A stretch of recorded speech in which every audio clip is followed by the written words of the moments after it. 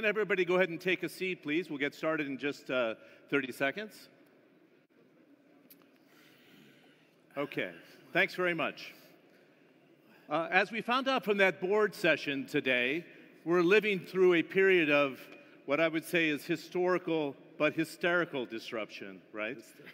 It is a perfect storm of the different elements that we're faced with today. Number one, we have inflation running at a 40-year high. As a result, interest rates are going high to keep pace with inflation and try to rein it back in. Poverty levels are rising after a spurt of growth after the pandemic. There are food shortages because of the pent-up demand we had during the pandemic. And we're worried about a recession in 2023. We heard from the board beforehand about the concerns we have today, but in this session in the New Global Order, we're going to the stateroom. We have a fantastic panel, and it's great to see everybody. I saw this session that we had from Richard Atias and his graphics before, laying out the priorities through the FII Institute, and I thought it was prescient that he talked about the great resignation with people willing to leave their jobs, 50% willing to move jobs if they don't think the opportunity is right. Very strong growth in 2022 with great concerns about a recession in 2023, and we have fantastic geographical representation. Before I introduce this panel, for those who are standing and talking, I'd ask you to take a seat and focus up on the stage. Thanks very much. Ladies and gentlemen, if you can go ahead and find a seat. Thanks. And let's give a nice round of applause to our panelist, Khalid Al-Faleh, is the Minister of Investment in Saudi Arabia. I think it's fair to say you're a hometown favorite with that sort of applause, right? Very competent in his portfolios across the board. His Excellency Άδωνις Γεωργιάδης is the Minister of Development and Investments in Greece. It's great to see you again. Ville Skinnari is the Minister for Development, Cooperation and Foreign Trade from Finland. He has the brightest shoes at FII for the 6th year.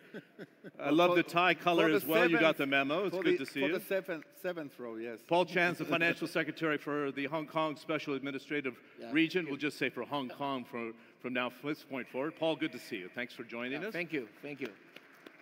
And the former Chancellor of the Exchequer for the UK. Congratulations on the stability. We'll get to that, so I'm sure you're relieved.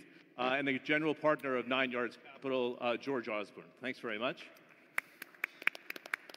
Before we get started here, we have a short video looking at the New Global Order. My colleague Richard Quest dealt with it very astutely with that very large board panel, which was great. But what does it mean for governments and reacting to the challenges today? I'd like to say and start with this with the Minister of Investment to kind of get there after we hear the video. How do you be proactive and not reactive? Because that's the big challenge as a government minister today. First, let's play that video and we'll get our roundtable started. Thanks very much. No empire, government, or economic system lasts forever. Now, once again, the world stands on the verge of profound change. The world's top economies face systemic challenges and unrest from within, threatening decades of undisturbed growth. And supply chain difficulties increasingly strain international trade. Yet across the world, the rise of inclusive and diverse homegrown talent has birthed new hubs of innovation, fueled by an unprecedented influx of global capital, all of which will eventually grow to new centres of geo-economic and geopolitical power.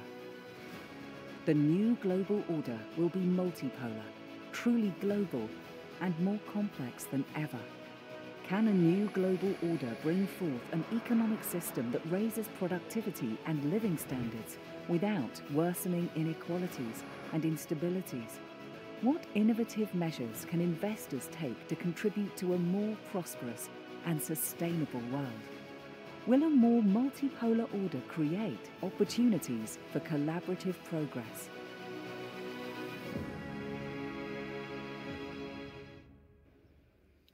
That gives us a sense of what our discussion's about here. Minister Al-Faleh, let's start with this dealing with the trends that we see today. I can't see a bright trend on the horizon because of the inflation that we're dealing with, the overstimulus perhaps during the pandemic, which led us to where we are today. But can you pick up on this theme of being proactive in government? Can you do so with such huge challenges? If you think back, 12 years ago, we're dealing with a financial crisis, dealing with the pandemic, came out of the pandemic, and who would thought we'd have conflict at our doorsteps, which has complicated the post-pandemic recovery. What's the narrative here in Saudi Arabia to try to be proactive? I mean, you have the fastest growth in the G20 right now. It's running around 9%, but everybody's very worried about 2023. Take it from there. Well, thank you, John, and it's great to be here. I want to welcome our guests, friends, and partners who are here in force, over 7,000. It's great to see everybody. And I think before we talk straight to the question, we have to put this in context. You mentioned in your introduction historical and hysterical disruptions, and I think these are indeed accelerated. The frequency of these disruptions is real, and it's strong, and it's worrying. But I would like to put it in the context of long-term transition that indeed have been accelerating and are sort of converging in a way that is both challenging but opportunistic at the same time, which gives us the opportunity to be proactive and address them while taking advantage of them. I think the first transition that is real and it's unfolding in front of our eyes is a political and security transition. Of course, Europe is the ultimate manifestation of this with the war in Ukraine, but we've seen it come to head between China and Taiwan when the Speaker of the U.S. House was visiting. And of course, we see these long-term trends of countries and region building up security, nationalism versus internationalism. So you have this transition taking place, and I believe it's going to continue and perhaps continue to accelerate. In addition to this, you have an energy transition that was inevitable to happen. Of course, oil and gas and fossil fuels are depletable, and we had to do this anyway. But climate change has pushed us to accelerate it. And I think, again, the crisis in Europe is only going to accelerate the energy transition towards renewables, hydrogen, other fuels of the future that are being developed as we speak. The third transition is around trade and supply chain, and here I put it in the context of globalization and deglobalization to a certain degree that has started to happen and that will continue to happen. If you think of all of these, each one of them is subjecting countries, companies, and individuals to an insurance premium. The security transition that we talked about and is per unit of GDP, almost every country on the planet is spending more on defense. Defense spending, defense technology, defense industries are becoming core to every country's industrial strategy today. It's no longer a shunned business, it's something that we have to deal with, and it certainly is very, very expensive.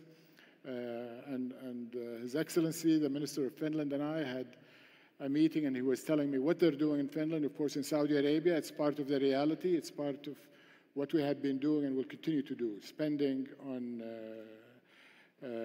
defense. On energy, that is also going to be an expensive as we increase renewables and introduce storage and introduce new transport infrastructure, new grids. That is going to be a very expensive tax that humanity will pay and that society. Can I just have you wrap up here and just say, do you feel sitting in the seat? Let me wrap up by saying these three underpin the fourth transition, which is the economic transition. Yeah. Higher inflation, higher interest rate, higher premiums that we are paying for all of this is setting the stage for prolonged, lower growth, lower income. So the 3 decades that we had of fantastic growth, you know, Earth is flat, is no longer with us. I think we have to be ready for a different world order where growth will be perhaps a little slower.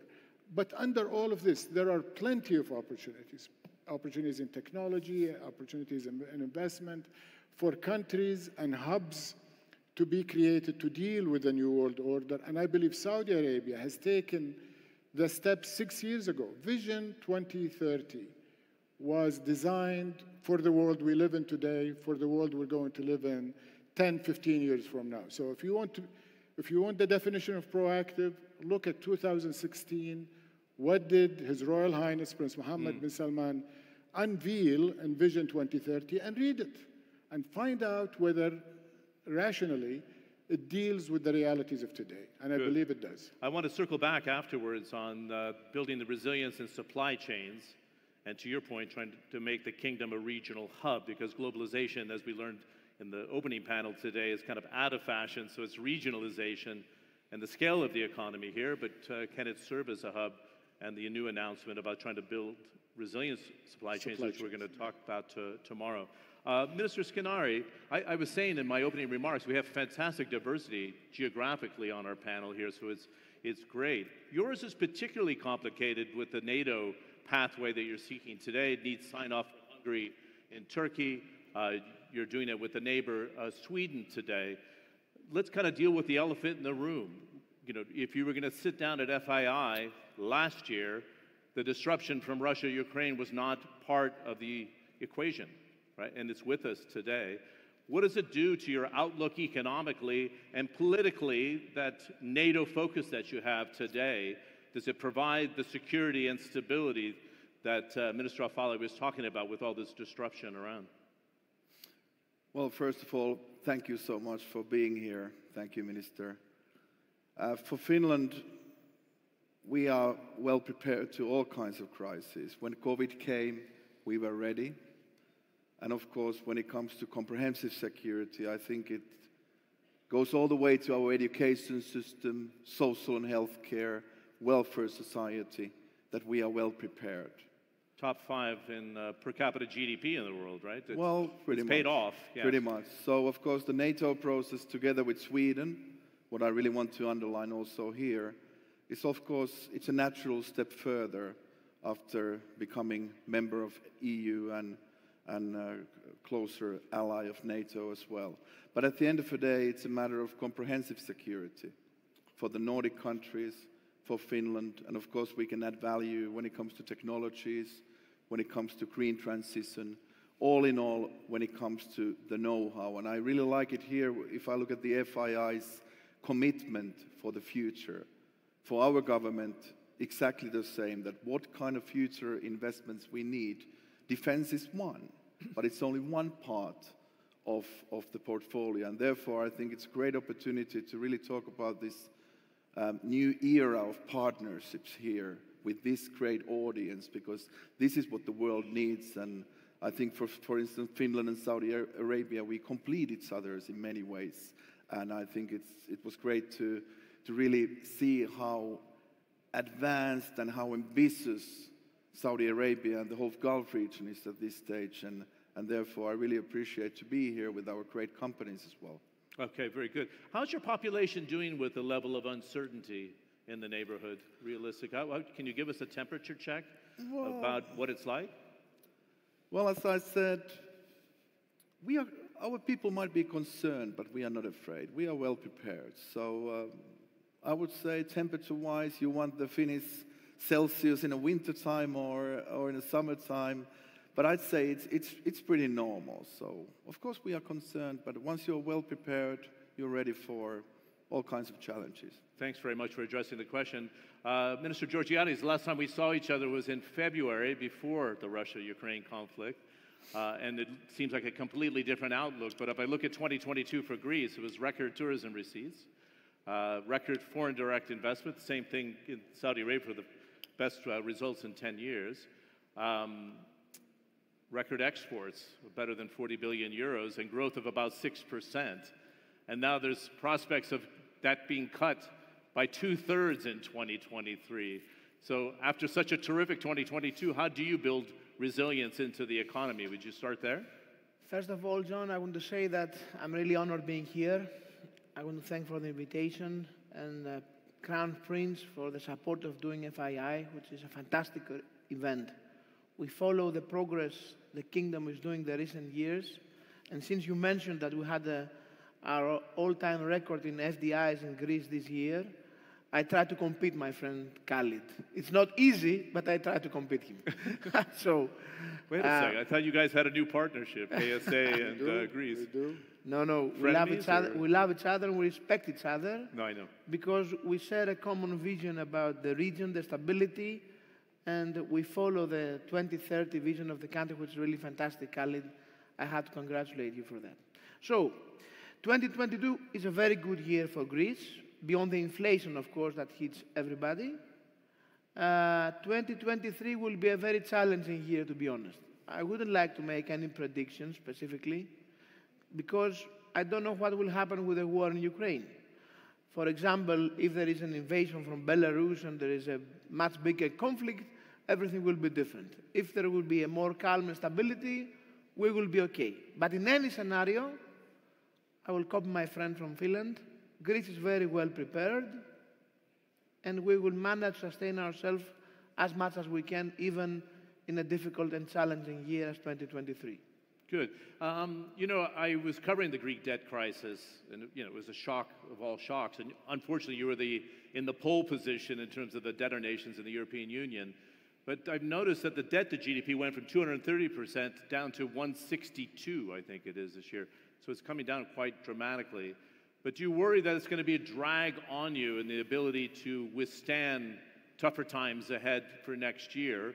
Or is that ECB agreement, the European Central Bank agreement, lock in rates that are favorable for you? First of all, nobody's happy with the interest rate going up. We would be more than happy if they were down.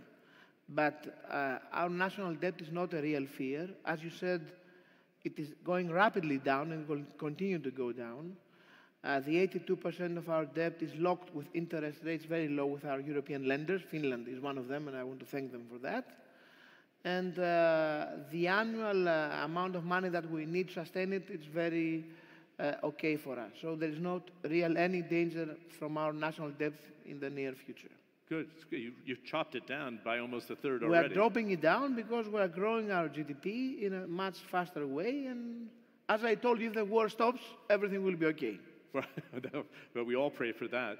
Paul Chan, you've lived through a very difficult time with COVID, right? And the policies that have been implemented both in Hong Kong and in China. We came out of a major Communist Party meeting, the first in 5 years on that cycle. How do you collaborate here and convince people that Hong Kong will have its definitive role as a financial center, as a trade hub, the freedom to protect yourself as a financial center? What did we hear from President Xi Jinping on that front that should convince investors that Hong Kong can be remaining open for business? Yeah, thank you, John, and good morning, everyone. Well, one of the key outcomes from the perspective of Hong Kong in this 20th Communist Party meeting is the reconfirmation of the one country, two system to be practiced in Hong Kong. It is not for expedience, but it is written in the Constitution and become part of the governance system of the mainland. And under the one country, two system, Hong Kong will continue to practice capitalist system and practice common law system, independent judiciary, a free flow of capital, no exchange control. Our dollar continue to be pegged with the US dollar. So from investors' perspective, indeed, Hong Kong will continue to function as a free international financial center with the best international regulatory regime and a trust judicial system. And when we look at this, and although there is uncertainties and challenges externally, we do see the year 2023 is a year of hope and a year of opportunities, because taking stock of our experience, we are going to reposition ourselves for a number of reasons.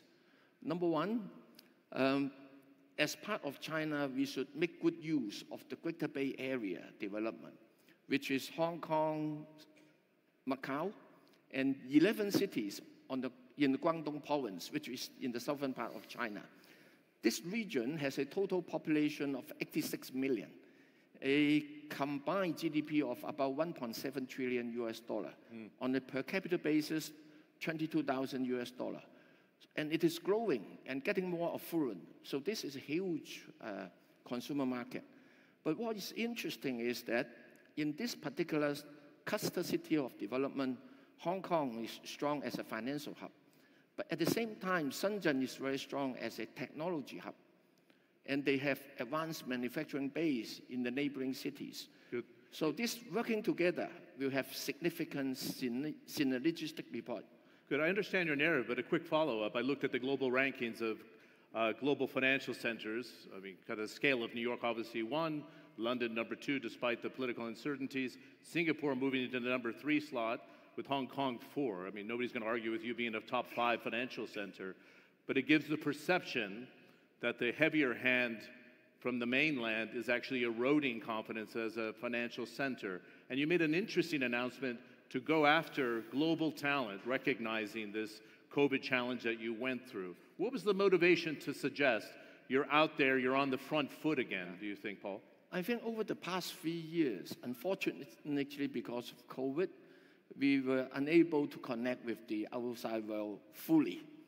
And a lot of visitors may not be able to come. So we want to reach out. Since now, our COVID policy has substantially relaxed. Basically, it is a 0+3 day of quarantine. From day 1, on arrival is day 0. Do some tests. On day 2, is if the PCR test is negative. Day 3, the visitor can go anywhere. In the first 2 days, they can still go to work, meeting friends. The only exception is that they cannot go to bars and restaurants. So it would be a lot easier, and we see people coming. And when I talk about we try to reposition ourselves, is that we are famous as an IFC. But in the future, we want to develop more. And in this respect, we have to be more proactive, working with the neighboring cities to build ourselves and the cluster city into an international innovation and technology hub. That's why we set aside a substantial amount of money, about US 8 billion, as well as a scheme to attract talents from all over the world. Very interesting. $8 billion. 8 billion US. That's a pretty substantial war chest to work with, as you can see here. George Osmond, it's great to have you at the Future Investment Initiative. I would be remiss, because there's bringing in a new prime minister into the UK, not to start there. I know you are a Remainer, as we say, not in support of Brexit, an extremely steady hand as Chancellor of the Exchequer. Is the new government, and also with having Jeremy Hunt as the Chancellor in your former role, does it turn a page now for the UK? Do you want to share some insights of the convulsionary process that the Tory party went through, and is it recognizable to you at all? John, well, first of all, it's great to be here, and every time I come to the Kingdom, I see the progress, and it's extraordinary. And so congratulations to everyone in the room who is bringing that about. And my message from London is keep calm and carry on. That is, after... Famous saying, but more apropos now than ever before, well, I think. More apropos now. I mean, Britain has been through a period of real, by British standards, political instability, particularly in recent months. And we've had several prime ministers, several chancellors. But the good news, and it's actually happening while this panel is convening, that the new British prime minister, who will be confirmed now by King Charles, is Rishi Sunak, who I know. He is very intelligent, a very steady hand. He has experience as a chancellor. He is a fiscal conservative, which will answer a lot of the concern that the gilt markets have had about UK government debt, and it's already seen in the fall in the yields. And also, I just observe, as the first British Indian to be our Prime Minister, a major moment in British history and in the history of the world. If you think that there was a time hundreds of years ago when there was a British Empire that controlled India, and now we have the British Indian as our British Prime Minister. So I think that will also have quite a profound impact on inside Britain and around the world in telling a story about modern Britain. And I think he will, with his Chancellor, Jeremy Hunt, who I served in the cabinet with, he was the health minister when I was Chancellor, you know, they will take some very tough decisions on public spending, tough decisions on taxation, and that will restore order. But it has been a very salutary lesson. I thought Ray Dalio's comment on the board meeting before was a very good one. It's a canary in the mine, because it shows that a country cannot afford to lose its fiscal credibility and its fiscal reputation. And it pays a direct and immediate price in the borrowing markets at a time when anyway interest rates are going to have to go up or are going up. It puts an additional strain on that. And so, you know, I think Britain is course correcting, righting itself, displaying some good British pragmatism after a period of not being very pragmatic. But it's also a bit of a lesson to everyone else to see what can happen if you divert from the course of sensible economic policy.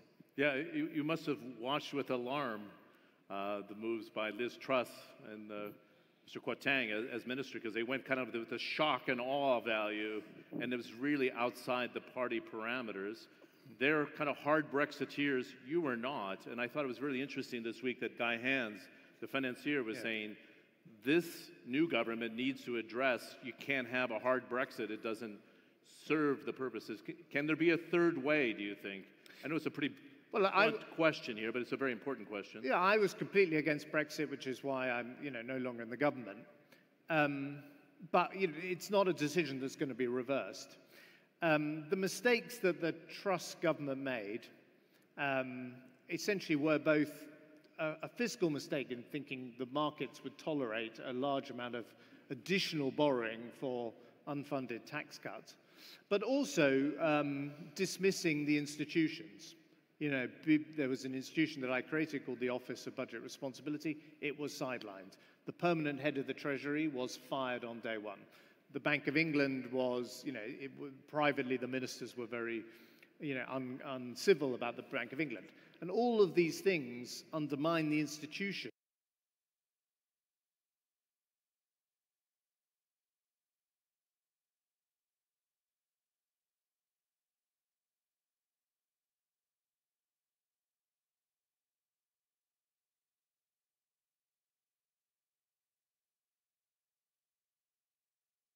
Institutions. You know, there was an institution that I created called the Office of Budget Responsibility. It was sidelined.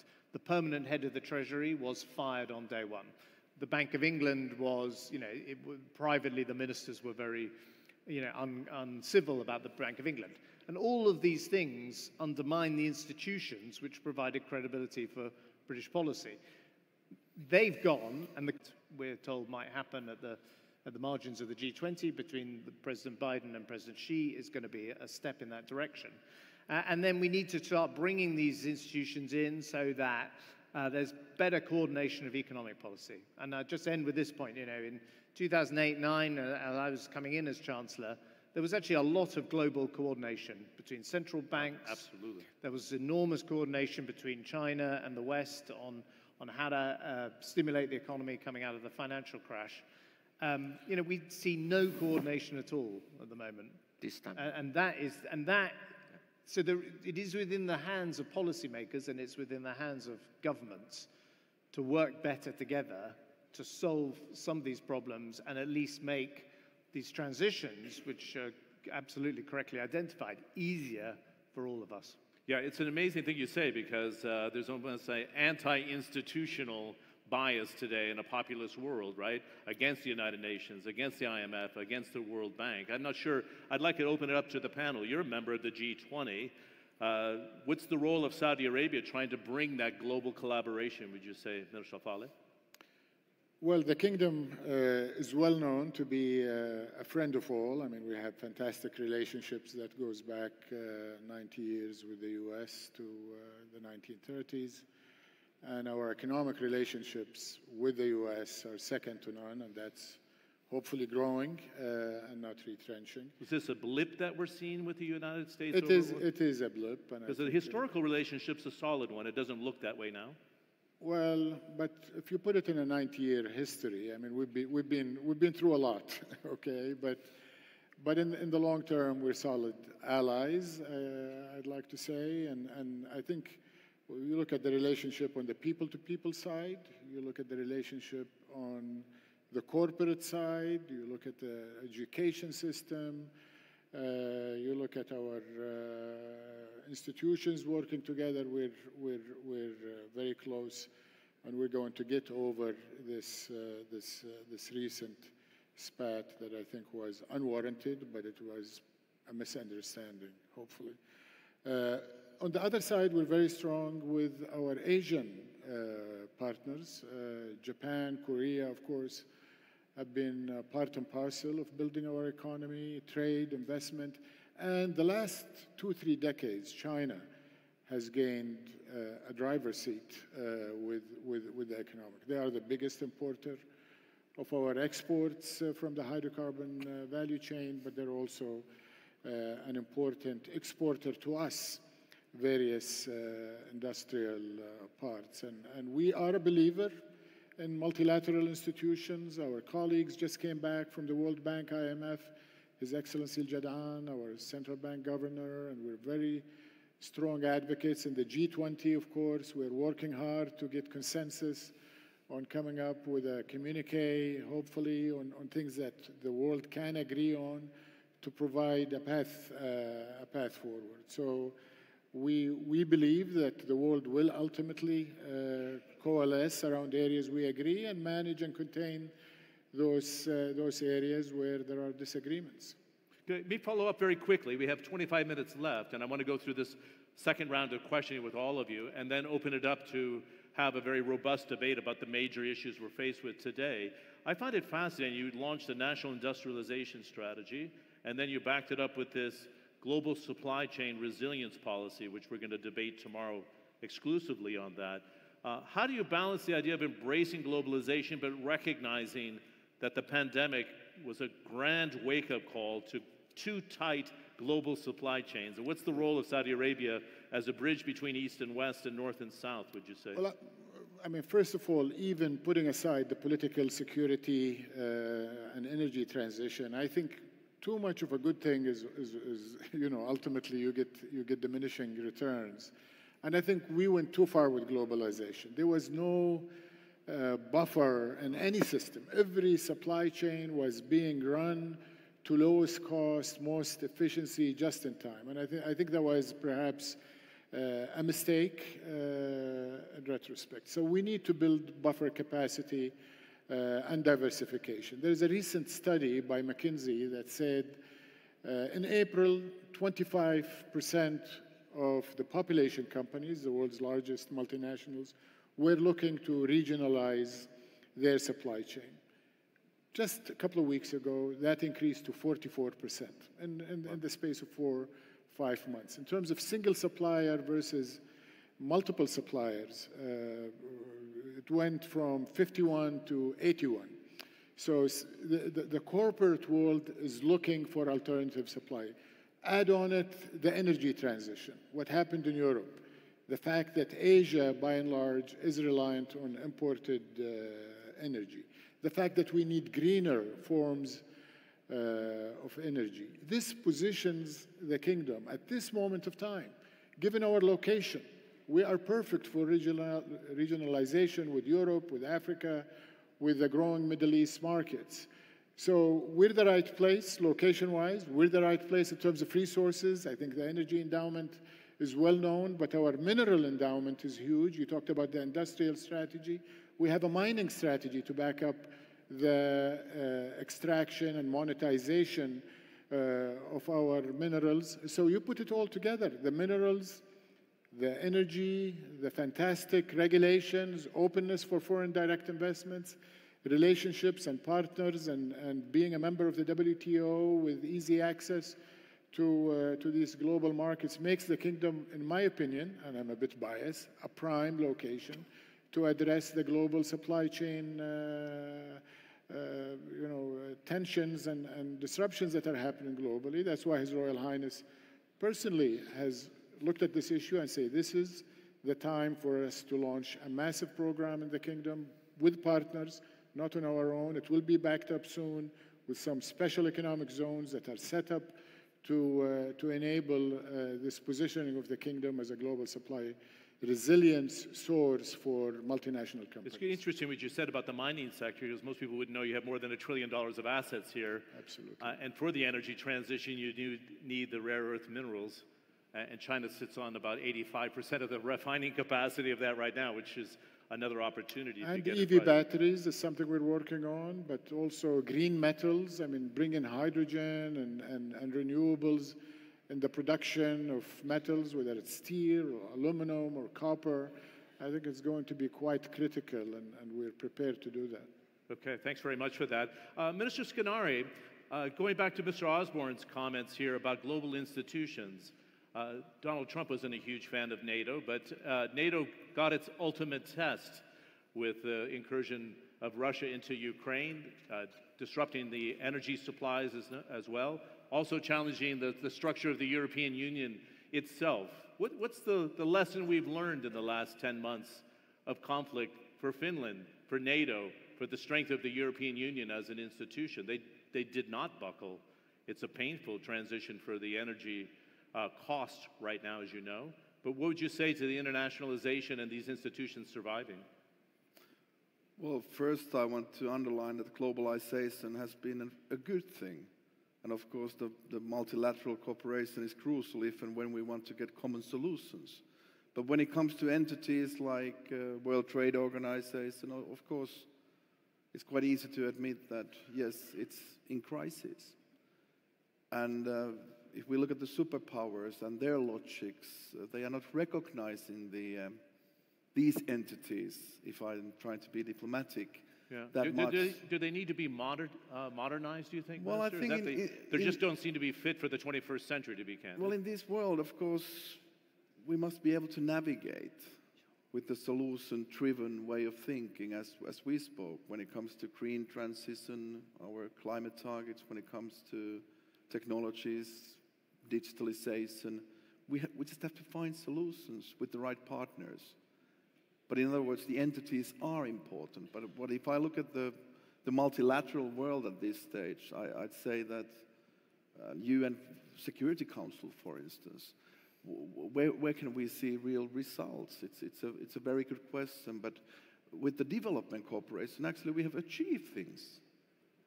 With the OECD, we have achieved things as far as tax and development, for instance. So we have to look at the positive narratives and, of course, work for them.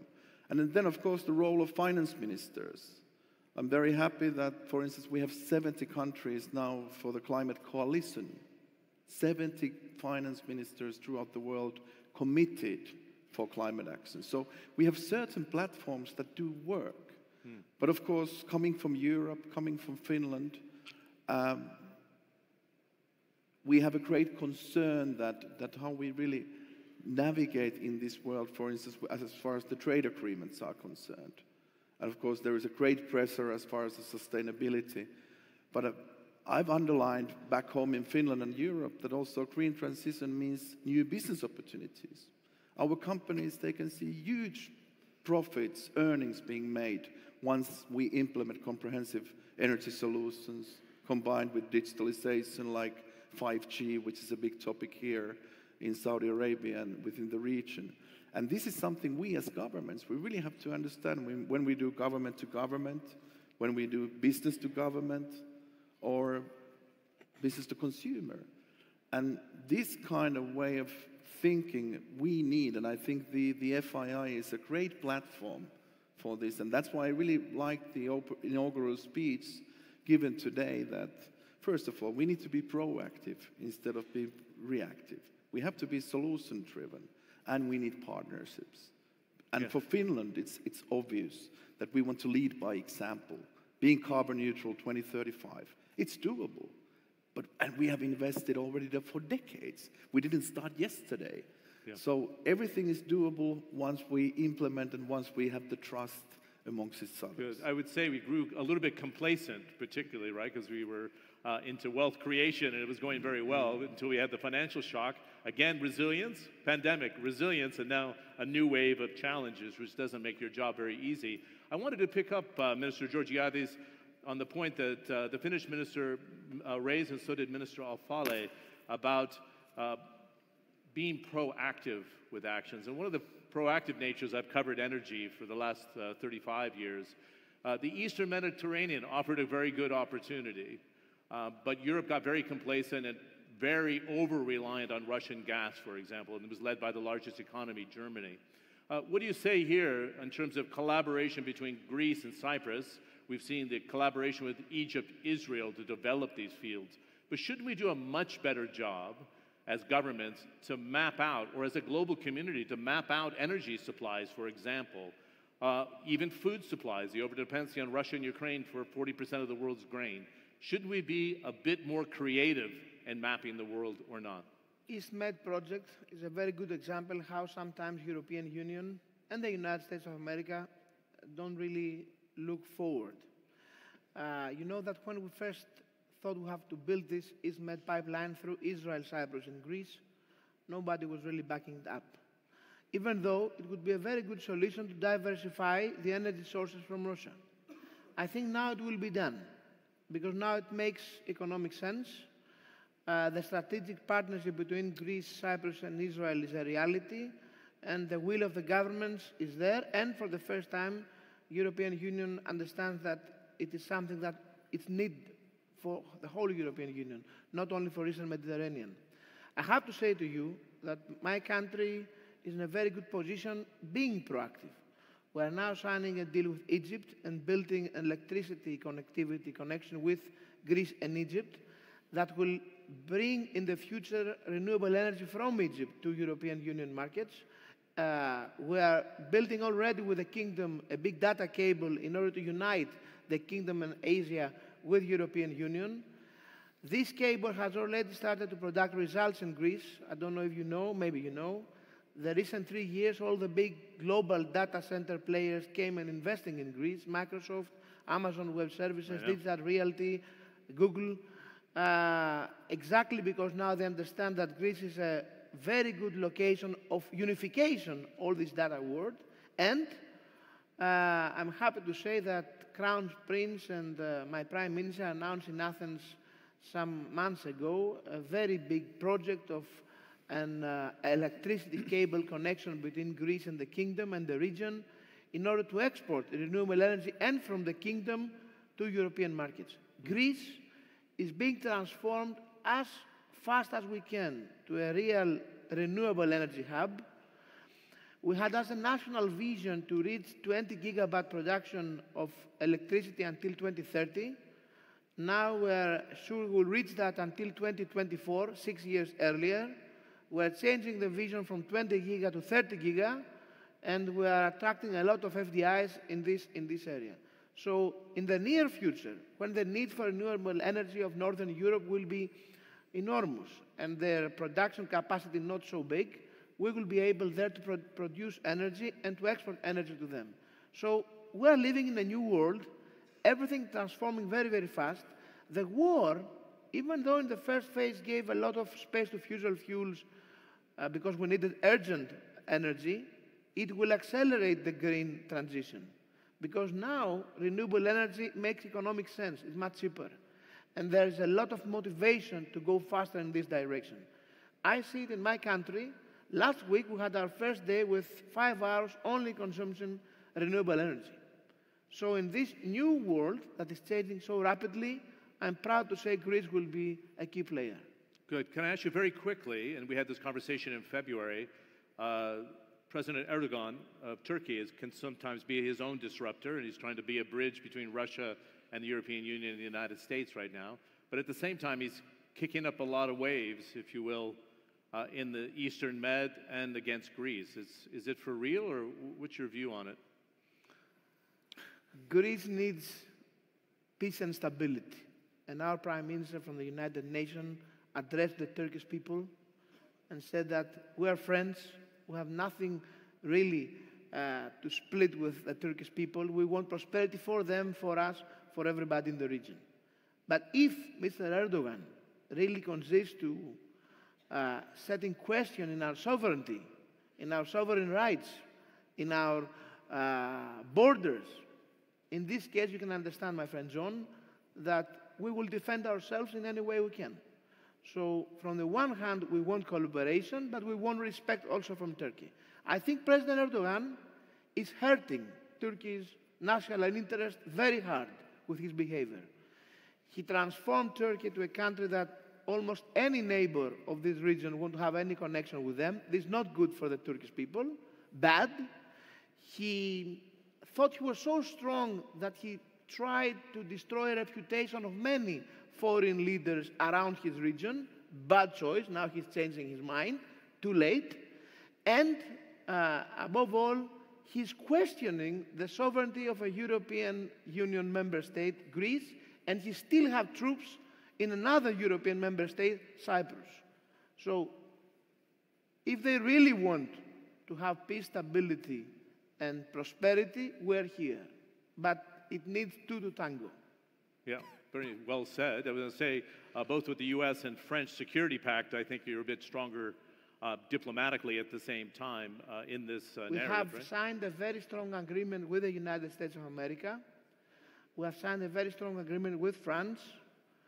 We respect our allies, and I have to say, as a NATO member, since now it's the days that Turkey is not yet submitted the apply of Finland and Sweden to NATO, this is not a good behavior of an ally to stop what all the rest of the member states have decided.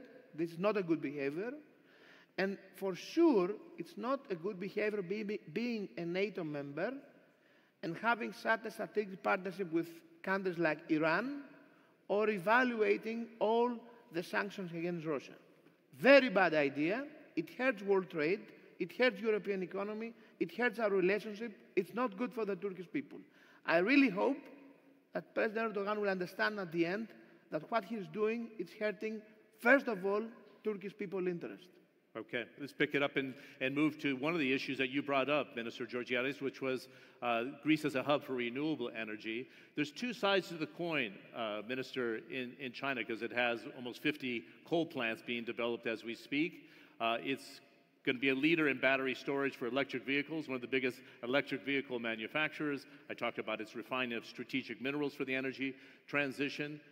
What role does Hong Kong have in trying to finance this and to make sure that the second largest economy in the world is on that pathway as a power in renewable energy, as even Minister Al-Fali was talking about Saudi Arabia? Go ahead.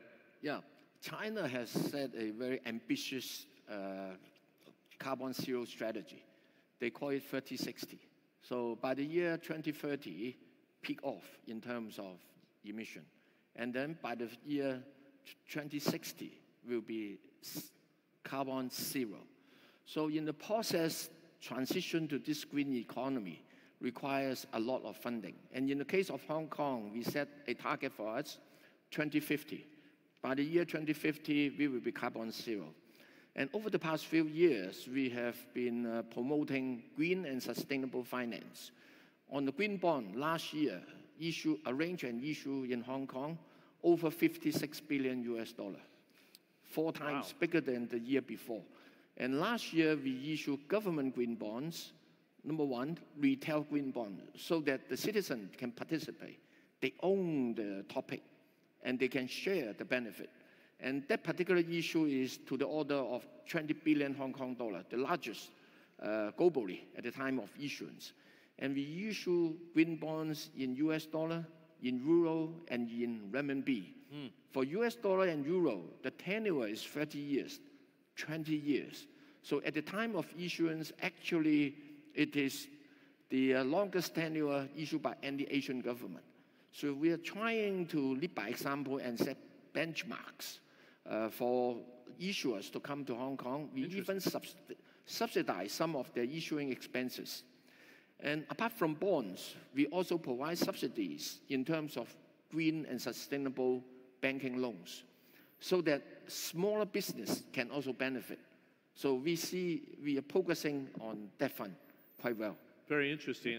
We had a meeting at one of the firms I'm working with APCO Worldwide, and the climate team. And one of the leaders we have from the United States says, if you're going to play in climate on the global stage, you have to be in London for financing. Do you think this is an opportunity that's often overlooked by the outside world, the role that London is playing on the transition to 2050? The UK, although Liz Truss was kind of willing to back off of it, it has the clearest roadmap to 2030 and to 2050, and the offshore wind, for example, and the transitions from natural gas to hydrogen as well. What do you see, George, in that area of opportunity for the UK? Well, the UK itself is leading the climate transition, having been an oil and gas exporter when I was younger, not on the same scale as Saudi Arabia, but nevertheless significant North Sea reserves. Now, by setting a predictable framework for renewable energy subsidies in the earlier part of the decade, has actually led the development of offshore wind power. And it's interesting, our French neighbours, have said explicitly we should be trying to model what the UK's done to try and encourage offshore wind development in France. And also restarting nuclear power development, which has been difficult in the West. But with French collaboration and indeed Chinese money, there is a new nuclear power station being built in the west of England, which will provide over 10% of the UK's electricity. So there's quite a big move towards zero carbon, and it has a predictable framework. I think the first part of your question is actually very interesting, and one of the least noticed things at the moment, which is the global rules, financial rules on disclosure for companies are powering this transition towards a zero carbon future. And former Bank of England Governor Mark Carney, also Bank of Canada Governor, he has led the United Nations effort to change the rules of the game around things like the weighting of capital for carbon-intensive industries, which the European Union has picked up. And this is having a really dramatic effect, well below everyone's radar, because it's very complicated and it's not followed on a sort of daily basis. And London has emerged as the centre because despite some of the dysfunction in the political system, across the political system, there is support for that zero carbon future. It's enabled London to emerge as the financing centre for all sorts of interesting green instruments. And London, I guess, as the traditional home of global capital markets, has not missed this opportunity, which is, if you're working in finance as I do now, a good thing for the UK. Great. We have 5 minutes left. Thanks a lot for taking that issue, because it's very interesting playing off of Hong Kong. And I want to pose one final question, 1 minute each. I think it's pretty fair. I talked in my opening comments about being proactive. And it's such a challenging world, and I'm glad we brought up climate, because the challenge of our lifetime is climate, right? I mean, for our children and for our grandchildren, there's no question. And can we strike the balance of dealing with the clear and present dangers that we've had for the last 12 years, from the financial crisis to the pandemic to conflict, and still tackle the biggest challenge of our lifetime? And do you want to tackle each one of it from your own angle? You talked about renewables in Greece, but can we do the medium-term planning that's necessary to tackle the challenge of our lifetime? Khalid? Well, absolutely. I mean, the Kingdom has realized the challenge and the opportunity presented by two issues. I mentioned the fact that fossil fuels are depletable anyway. So way before the climate challenge brought it to the fore, we've been prepared for the transition, investing in systems and processes and people to manage this transition, while realizing that we have to continue to rely on hydrocarbons for an extended period of time, and investing on converting the maximum amount of hydrocarbons that we don't need for combustion and energy into petrochemicals. But the Kingdom has set very high targets for our energy mix to be 50% gas, 50% renewables in the intermediate term. We're the largest investor today in hydrogen, both blue and green hydrogen, for domestic consumption and industry. As I mentioned, for commodities that will be increasingly green for exports as part of our supply chain. So all of this is happening while continuing to provide for the world what it needs in oil and gas with spare capacity. And I think recent painful findings by the rest of the global community has proven what the kingdom has been saying for many, many years, that we need to jointly, collaboratively manage this transition. I remember 5 years ago, when, as Minister of Energy, you were talking about the need to continue to invest in oil and gas, and nobody took it seriously. The OPEC Secretary General, rest his soul, Mr. Barkindo, was saying the same thing. Abdulaziz bin Salman has been saying the same thing, but with the pendulum keeps on swinging wide, and that's one of the reasons I asked that question. Can we land in the middle, Minister Sganari, in our global mapping, our global planning to tackle climate or the priority issues of today, food shortages and energy shortages? Can we rally to the cause? Well, food crisis, energy crisis, the world is full of crises, but the world is also full of solutions. And I think that we have all the elements in place. If we look at the technologies, including the connectivity, supply chains, logistics, but what we are lacking is common approach. We do have resources. If we look at the banking sector, development funding at the global level, but we have to find the way of integrating the technologies, services together, i.e. we have to work together. And then we can scale up and we can speed up. The European Union's commitments, Finland's commitments, yes, they are very ambitious. But what we've learned is that we need the private sector. We need the private sector know-how. We need the top R&D. But we have it. But we need partners. And that's why the commitment, for instance, of Saudi Arabia, Gulf region, Hong Kong, China, it's so important. It's crucial that we work together. I'm positive that we can speed up, but I'm also very concerned that if and when there is more and more protectionism in the world, there is more and more, I'd say, selfishness, then we cannot get there. Because, for instance, energy sector, we can implement solar, wind, all kind of things, but we have to be more holistic at the country level. That's why business-to-government solution, Africa, for instance, but we have to work together. Nobody can do it alone. Yeah, the level of collaboration needs to, I'd say radical collaboration is what we're needed here.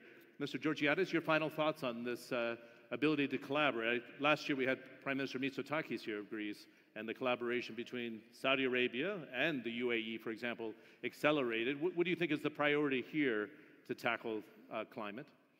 First of all, being born means dealing with crisis. So we will have crisis. Humankind is a very smart species. We will manage to survive. And dealing with climate change is a matter of surviving for human nature. So there's no way out. We have to deal with it. And we will do it. I'm totally confident. European Union will lead as an example to this road, and I'm very proud about it. We live in a world that Euroscepticism is huge. It led to Brexit, for example, unfortunately. But European Union is still a fantastic place to live. And all the goals of green energy that we have said and believe will be fulfilled, because there's no other way out. Yeah, I was going to say, I think this is one thing that Vladimir Putin probably wasn't expecting, is that it's going to accelerate the transition, which Mr. Al-Faleh talked about. Paul, we have about 45 seconds for you and George. Do you want to pick it up? Well, on the climate challenge, the way we see it is that we will be an international financial center serving not just the mainland, but also the region. Because China and developing Asia accounting for about 2/3 of global growth and fast growing. And in the process, they need to transition to a green economy. So in the process, if we are working on harmonizing the standards, improving the structures, the disclosure, like the common reporting taxonomy, and making it easier for people to come to raise funds.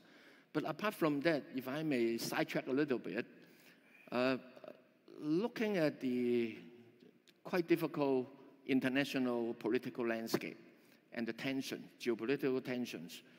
The way we see it is that we need more people-to-people connections, more cultural exchanges, so as to promote better understanding of each other. So in our initiative in opening ourselves to attract talents, it is not just for economic development. We are also targeting to students to come to our universities to study. And we will be also doing a lot of cultural exchange programs with different countries, particularly countries in the region and countries that may not be too familiar with us. We hope through this, with better understanding, better connections, and when people come to personal level, I think the touch and the understanding would be very different. Good. Very simple question in 30 seconds, if you don't mind, Mr. Osborne. Rodney King, during the LA riots, which I covered in 1992, said something simply but very profound. Can't we all get along? Can we get to the end of the conflict in Russia, but can we have that global collaboration that everybody at the table talked about here? I'll try and do it in 30 seconds. I'll give you some reasons to be optimistic. First of all, Russia's failing in the Ukraine. NATO's red line about protecting the neighboring countries has held. And you could see the end of that conflict, hopefully in the next 12 months. That, if you want to be optimistic, that's something we could perhaps cling to. Everyone in this room has a role in trying to encourage some kind of peace there because it hangs over everything. I think China will start to ease its COVID restrictions. That will help with global supply chains, it will help with the interpersonal contact that we're hearing about, and it will help with the inflationary pressures. And then finally, I think the big geopolitical challenge, yes, everything, whether it's climate or whatever, it requires cooperation.